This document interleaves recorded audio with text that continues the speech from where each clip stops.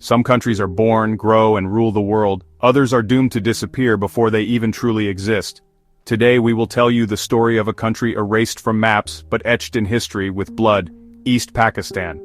Imagine a country where the identity, language, and culture of one nation are ignored. Though living under the same flag and citizens of the same country, they were constantly marginalized, silenced, and eventually rebelled. This is the story of why East Pakistan disappeared, how it became Bangladesh, and the deep traumas it left behind. In the year 1947, when British India was divided, two new countries emerged, India and Pakistan. But Pakistan was geographically split into two parts: West Pakistan, the present-day Pakistan, and East Bengal, 1,600 kilometers away, known as East Pakistan. One country, but separated by vast distances, different cultures, and different languages. East Pakistan accounted for about 55% of the population. Yet political power was entirely in West Pakistan's hands. This inequality was a sign of injustice from the very start. One of the biggest crises erupted over the country's official language. In 1948, West Pakistani elites wanted to make Urdu the only official language, but the people of East Pakistan spoke Bengali. Imagine a country where speaking your mother tongue meant arrest, even death for students. In 1952, peaceful protests in Dhaka demanding recognition of Bengali were violently suppressed. Students were arrested and killed. This tragic event became known as the language movement and was the first spark of Bangladeshi nationalism. East Pakistan was the country's agricultural powerhouse, generating large foreign currency through jute exports. But where did the revenue go? All to West Pakistan.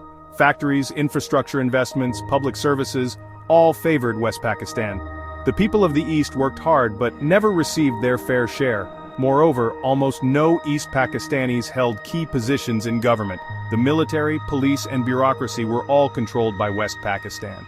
This economic injustice steadily exhausted the patience of the people. The 1970 elections brought hope for East Pakistan. Led by Sheikh Mujibur Rahman, the Awami League won a landslide majority in the parliament. East Pakistan earned the right to govern alone, but the military regime in West Pakistan refused to accept the result. They resisted the political will of the people and tried to suppress East Pakistan's rights again. This move was the last straw that broke the people's patience. In March 1971, the Pakistan Army launched a brutal military operation called Operation Searchlight against East Pakistan. In Dhaka and other major cities, tens of thousands of civilians were massacred. Widespread cases of mass rape against women occurred. Millions were forced to flee their homes, flooding into neighboring India as refugees. This was not just a war, it became a genocide. The international community largely remained silent, but India could no longer stand by and intervene militarily in December 1971. After only 13 days of fighting, the Pakistan Army surrendered. Thus, East Pakistan vanished from the map and a new country was born, Bangladesh. East Pakistan no longer exists on maps, but what remains cannot be forgotten: broken families, lost cultural heritage, and unhealed wounds. Bangladesh continues as an independent nation, but the scars of its past remain fresh. This tragedy contains the harsh truth of a genocide often ignored in history, and it reminds us, a country can be destroyed not only by tanks but also by systematic injustice. This story is not only about East Pakistan but also about all those whose identities were denied and voices silenced. If you are interested in the stories of countries erased from maps but living in memories, subscribe to Vanished Nations. Together, let's bring lost countries from the shadows of history into the light.